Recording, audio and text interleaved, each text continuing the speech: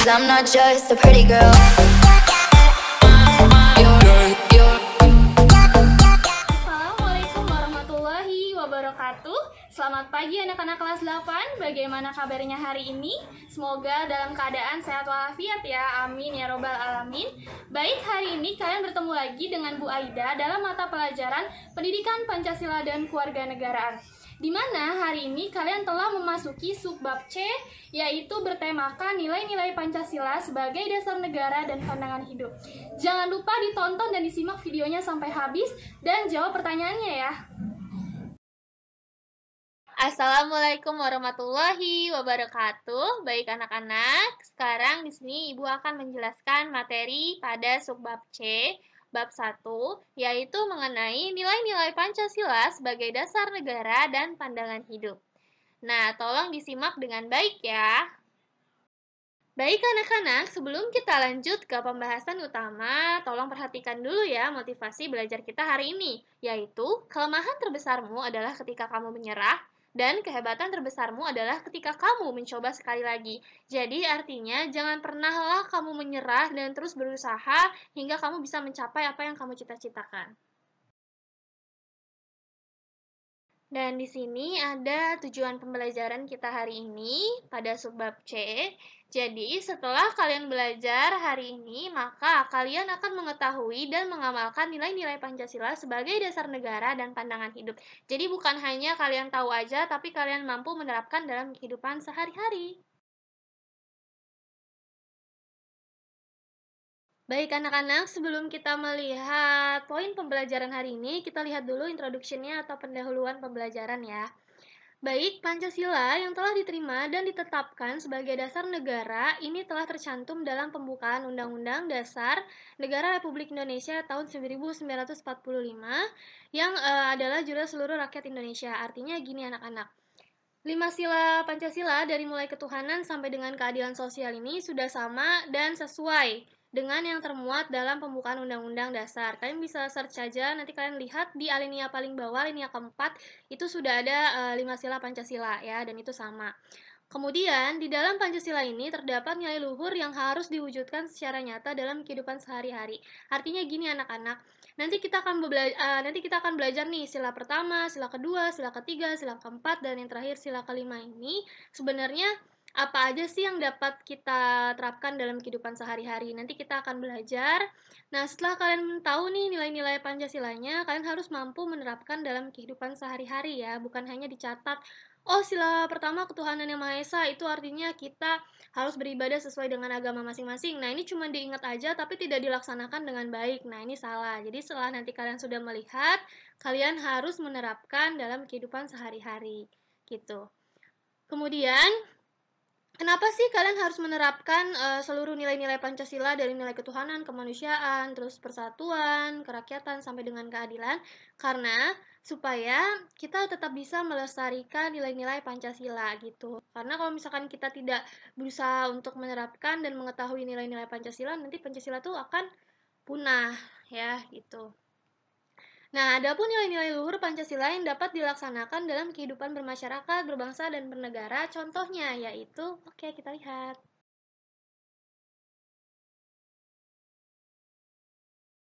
Baik anak-anak, kita telah melewati tahap pendahuluan pembelajaran dan sekarang kita langsung ke inti dari nilai-nilai Pancasila. Yang pertama, sila ketuhanan yang Maha Esa dan bentuk perwujudannya antara lain, bangsa Indonesia menyatakan kepercayaan dan ketakwaannya terhadap Tuhan Yang Maha Esa. B. Menolak paham ateisme. Artinya, kalau kita melaksanakan sila pertama ini dengan baik, maka kita sudah memeluk satu agama yang memang kita percayai dan juga kita mengakui adanya Tuhan. Yang C. Menjamin kebebasan beragama dan beribadah. Yang D. Mengembangkan sikap hormat dan menghormati dan bekerja sama antar pemeluk agama penganut kepercayaan yang berbeda terhadap Tuhan Yang Maha Esa. Artinya anak-anak nggak boleh lagi ada di antara kita yang kemudian nggak mau bergaul dan berteman dengan orang yang berbeda agama. Terus kita juga nggak mau bekerja sama dengan orang tersebut. Jangan, jadi dengan siapapun kita harus tetap berteman meskipun ada perbedaan agama. Yang selanjutnya, membina kerukunan hidup di antara sesama umat beragama dan kepercayaan terhadap Tuhan Yang Maha Esa. Jadi kita harus melaksanakan kerukunan itu dengan baik, jangan sampai ada pertengkaran ya, apalagi dilandasi oleh perbedaan, jangan. Kemudian yang F, mengembangkan sikap saling menghormati, kebebasan menjalankan ibadah sesuai dengan agama dan kepercayaan masing-masing. Jadi, misalkan kita melihat teman kita itu sedang beribadah, terus kita mengganggu, nah itu nggak boleh. Jadi kita harus menghormati apabila teman kita sedang beribadah meskipun ibadahnya itu berbeda dengan kita. Nah, jadi kita tetap harus menghormati dia, toleransi, dan jangan mencampuri urusan agama orang lain. Yang terakhir, tidak memaksakan suatu agama dan kepercayaan terhadap Tuhan Yang Maha Esa. Jadi artinya gini, masyarakat Indonesia itu harus memiliki satu kepercayaan, satu agama yang memang dia peluk. Nah, tapi kita tidak boleh memaksakan teman-teman kita, tetangga-tetangga kita ini untuk memiliki agama yang sama, yaitu Islam. Nah, jangan. Jadi kita membiarkan orang lain menemukan sendiri agama yang memang dia percayai, gitu. Nah, anak-anak, ini adalah salah satu contoh gambar dari perwujudan sila pertama ketuhanan Yang Maha Esa. Ya, kalau kita lihat gambar di sini, mereka ini memiliki agama yang berbeda-beda ya, tapi mereka tetap berusaha untuk saling tersenyum, menyapa, dan juga ramah. Ini terlihat dari gambar di sini.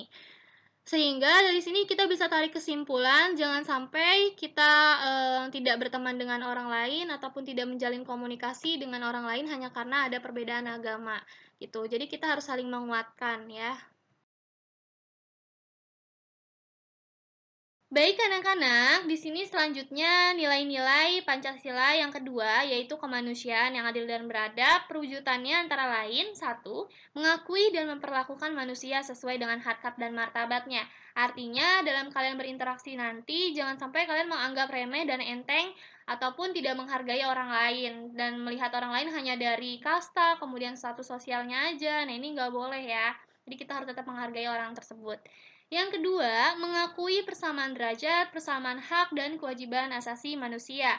Artinya gini anak-anak, semua orang ini di mata hukum, di mata agama ini punya nilai yang sama. Jadi tidak ada yang lebih penting dan juga tidak ada yang tidak penting. Semuanya ini derajatnya sama sehingga kita tidak boleh saling merusak hak asasi orang lain ataupun kita tidak menjalankan kewajiban asasi kita. Yang C, mengembangkan sikap saling mencintai sesama manusia. Jadi, kita harus saling menyayangi, tidak boleh membenci orang lain. Yang D, mengembangkan sikap saling tenggang rasa dan juga tepat selera. Artinya, apabila kita melihat ada orang lain yang sedang kesusahan, menderita, maka kita harus merasakan juga apa yang mereka rasakan gitu. Jangan sampai misalkan kita melihat tetangga kita nih, dia lagi kekurangan, nggak bisa makan, nah terus kita malah nggak merasakan apa yang dia rasakan, kita malah bahagia melihat penderitaan orang lain. Nah, ini nggak boleh ya, anak-anak.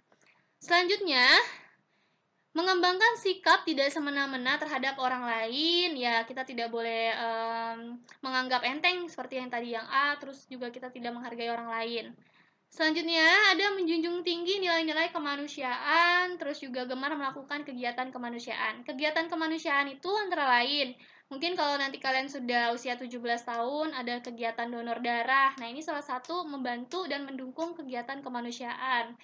Atau misalkan ada yang terkena bencana banjir, kemudian kita menyumbangkan sebagian baju kita, ataupun makanan-makanan untuk orang yang terkena bencana tersebut. Ini termasuk kegiatan kemanusiaan. Selanjutnya, berani membela kebenaran. Jadi, apabila kalian menemukan nih, oh ternyata teman saya nggak salah, tapi kok ternyata dia yang malah disalahkan. Nah, kalian harus berani membela kebenaran tersebut dan membantu teman kalian memang tidak bersalah. Ya. Selanjutnya, bangsa Indonesia merasa dirinya sebagai bagian dari seluruh umat manusia. Nah, ini jadi ketika kita melihat ada negara lain nih yang sedang kekeringan atau sedang kesusahan, nah kita bisa menolong gitu ya. Terus yang terakhir, mengembangkan sikap saling hormat, menghormati, dan bekerja sama dengan bangsa lain. Nah, ini juga ya. Kalau kalian pernah lihat, kenapa sih kok bangsa Indonesia sering bersiteru dengan masyarakat dari Malaysia? Nah, ini sebenarnya salah satu bentuk yang tidak baik dan tidak perlu kita lakukan ya. Kita harus saling menghormati antar negara dan juga saling menyayangi gitu, sehingga kita bisa bekerja sama dengan baik ya. Nah, ini anak-anak seperti yang tadi Ibu sudah jelaskan, contoh kegiatan kemanusiaan, salah satunya ada pelaksanaan donor darah ya, dimana kita membantu orang lain yang sedang membutuhkan darah kita. Gitu. Ini termasuk kegiatan yang positif ya. Baik anak-anak, di sini ada yang ketiga, yaitu nilai-nilai Pancasila dalam Persatuan Indonesia. Di antaranya A. Menjunjung tinggi persatuan dan kesatuan. B. Sanggup dan rela berkorban untuk kepentingan negara dan bangsa. Jadi maksudnya adalah kalian sangat setia kepada Indonesia, kemudian mau melakukan apapun untuk kepentingan negara Indonesia, tidak mengutamakan kepentingan sendiri. Terus juga jangan sekali-kali kalian mempertanyakan apa sih yang sudah Indonesia berikan untuk kalian, tapi justru harus dibalik. Apa sih yang telah kalian berikan untuk negara Indonesia, gitu ya. Selanjutnya yang C, mengembangkan rasa cinta tanah air dan bangsa atau nasionalisme nih. Nah, bentuknya itu banyak sih sebenarnya anak-anak. Salah satunya dengan kalian belajar dengan giat. Nah, ini termasuk dari nasionalisme. Terus yang kedua bisa juga dengan kalian mengikuti eskul, contohnya tari tradisional, musik tradisional, dan lain sebagainya untuk melestarikan budaya-budaya Indonesia. Kemudian yang D, mengembangkan rasa kebanggaan, berkebangsaan, dan bertanah air Indonesia. Jadi, kalian harus bangga nih, oh saya sudah dilahirkan di negara yang istimewa, negara yang sempurna, yaitu di Indonesia. Jadi, kita harus bangga telah dilahirkan dan menjadi warga negara Indonesia. Jangan kalian, kenapa sih saya kok lahirnya di Indonesia, kenapa nggak lahirnya di Korea aja, di Jepang aja, di negara maju aja. Nah, jangan. Kita harus bangga ya, anak-anak. Kemudian, selanjutnya itu memelihara ketertiban dunia yang berdasarkan kemerdekaan, perdamaian abadi, dan keadilan sosial. Ya, nanti ini kalau misalkan kalian sudah dewasa, kalian bisa mengikuti dan memelihara ketertiban dunia ya. Terus selanjutnya, mengembangkan persatuan Indonesia atas dasar Bhinneka Tunggal Ika, dan yang terakhir, memajukan pergaulan demi persatuan dan kesatuan bangsa. Oke anak-anak, ini ada salah satu contoh dari nilai-nilai Pancasila yang ketiga, yaitu Persatuan Indonesia. Bisa kalian lihat di sini gambar ini mencerminkan perbedaan suku sesuai dengan baju yang mereka gunakan ya. Ada yang dari Jawa, suku Dayak, suku China, dan lain sebagainya. Nah, mereka ini saling bermain, bergembira, dan bersatu. Nah, ini yang harus kita lakukan. Jadi kita sesuai dengan semboyan, Bhinneka Tunggal Ika, berbeda-beda tetapi tetap satu. Kita harus tetap saling menyayangi, gitu ya. Oke anak-anak, selanjutnya ini nilai-nilai Pancasila yang keempat, yaitu kerakyatan yang dipimpin oleh hikmat, kebijaksanaan dalam permusyawaratan perwakilan. Contoh pelaksanaannya ada A, sebagai warga negara dan masyarakat mempunyai kedudukan, hak, dan kewajiban yang sama ya di mata hukum ataupun di mata norma agama. Yang B, tidak boleh memaksakan kehendak kepada orang lain. Artinya, misalkan kalian ingin mencapai sesuatu, terus memaksa orang lain sesuai dengan apa yang kalian inginkan. Nah, ini nggak boleh ya, karena itu tidak baik gitu ya. Terus yang C, mengutamakan musyawarah dalam mengambil keputusan untuk kepentingan bersama. Jadi ini ciri khas Indonesia banget ya anak-anak. Kalau Indonesia dalam melakukan apapun pasti ada unsur musyawarah atau diskusinya. Contohnya pada saat kalian memilih ketua kelas, nah pasti kalian ditanya dulu nih sama walasnya masing-masing. Kalian setujunya yang jadi ketua kelas siapa? Si ini, si ini, si ini. Nah, itu kan ada unsur diskusi ya anak-anak. Itu contohnya. Selanjutnya yang D, musyawarah untuk mencapai mufakat diliputi semangat kekeluargaan. Artinya gini anak-anak, dalam musyawarah itu harus ada hubungan yang baik gitu, yang mencerminkan kekeluargaan yang sopan. Tidak boleh ada tiba-tiba orang-orang yang dalam menyampaikan usulannya ini dengan keras, terus juga marah-marah. Nah, ini nggak boleh. Yang E, menghormati dan menjunjung tinggi setiap keputusan yang dicapai. Jadi, misalkan, oke kita putuskan ya anak-anak yang menjadi ketua kelas adalah si Anto. Nah, kemudian kalian nggak terima nih terhadap hasil keputusan tersebut. Nah, ini nggak boleh ya anak-anak. Jadi, kalian harus bisa menerima hasil keputusan yang dicapai dari diskusi atau musyawarah gitu. Yang terakhir, dengan itikat baik dan rasa tanggung jawab menerima dan melaksanakan hasil keputusan musyawarah, gitu ya, dengan akal sehat. Jadi, oh ternyata ketua kelasnya ini si Anto nih, hasilnya sudah keluar yang jadi ketua kelas Anto. Nah, maka kalian harus menurut sama Anto ya, sebagai karena Anto ini sebagai ketua kelas dan kalian harus menurut gitu. Jangan sampai kalian oh saya kan gak milih Anto dan ternyata Anto yang jadi ketua kelasnya. Oh saya gak mau menuruti apa yang Anto perintahkan misalkan gitu. Oh saya gak mau. Nah ini gak boleh ya. Jadi kalian harus melaksanakan apa yang sudah menjadi hasil musyawarah. Gitu anak-anak. Baik anak-anak, di sini ada contoh gambar dari sila keempat. Kalau kalian lihat di sini mereka saling berbicara, terus berdiskusi. Nah, ini yang dinamakan musyawarah ya. Nah, musyawarah yang mereka lakukan ini terlihat dengan baik ya, karena mereka ada yang lagi berbicara, terus yang lainnya mendengarkan gitu. Ini salah satu bentuk musyawarah yang bagus. Oke, anak-anak, di nilai-nilai Pancasila yang kelima itu ada keadilan sosial bagi seluruh rakyat Indonesia, dan contohnya ini ada banyak, salah satunya adalah mengembangkan perbuatan yang mencerminkan sikap dan suasana kekeluargaan. Yang B, mengembangkan sikap adil terhadap sesama. Jadi tidak boleh kalian berpihak sama si A aja, tapi si B-nya kalian abaikan. Terus kalian misalkan habis jalan-jalan, terus membawa oleh-oleh, tapi yang kalian tawarin cuma si A aja gitu. Jangan ya, harus adil. Terus yang C, menjaga keseimbangan antara hak dan kewajiban. Yang D, menghormati hak orang lain. Jadi, kalian jangan sampai tidak menghormati hak orang lain. Contoh hak orang lainnya adalah misalkan hak orang tersebut yaitu ditegur sama kalian, disapa sama kalian. Nah, tapi kalian tidak melaksanakan itu dengan baik, kalian sombong dan gak mau menyapa orang itu. Nah, ini gak boleh ya.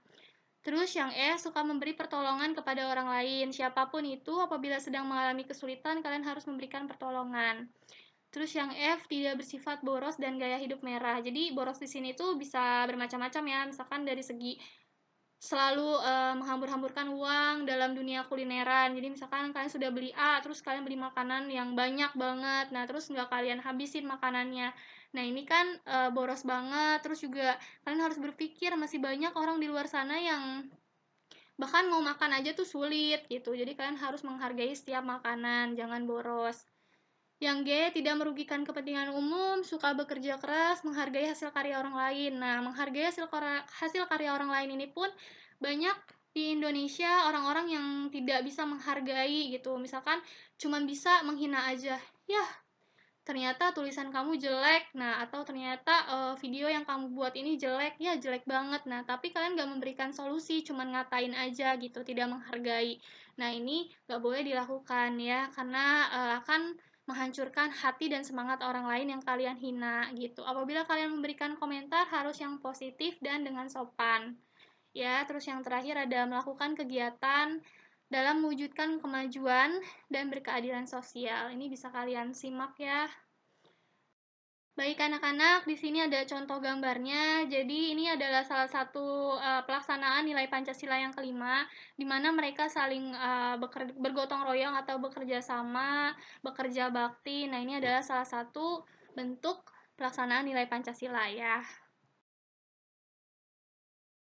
Oke anak-anak, penjelasan Ibu sudah selesai. Jadi kalian bisa sambil dicatat aja tadi apa yang sudah Ibu sebutkan dan sudah Ibu jelaskan sedikit sambil kalian catat supaya kalian lebih paham. Dan apabila masih kurang paham, bisa langsung bertanya melalui WhatsApp group ataupun mencari sumber belajar lainnya ya untuk mendukung pemahaman kita. Selanjutnya di sini ada tugas, nama tugasnya adalah proyek kewarganegaraan. Dan dalam tugas ini kalian harus mengisi tabel ya. Di sini sudah ada kegiatannya, membantu ibu atau kakak merapikan tempat tidur, membantu ibu atau kakak menyapu rumah, mencium tangan orang tua sebelum memulai aktivitas, melakukan ibadah bersama. Nah, jadi nanti kalian tulis nih dari kegiatan ini manfaat yang telah kalian peroleh sebenarnya apa sih? Misalkan membantu ibu, oh ternyata pekerjaan itu akan terasa ringan dan lain sebagainya gitu. Kalian tulis manfaatnya, kemudian boleh disertakan dengan foto ya. Dan ini dikirim melalui Google Classroom. Fotonya juga harus dikirim dan deadline-nya ini sampai tanggal 30 Agustus 2020 ya. Semangat, Nak!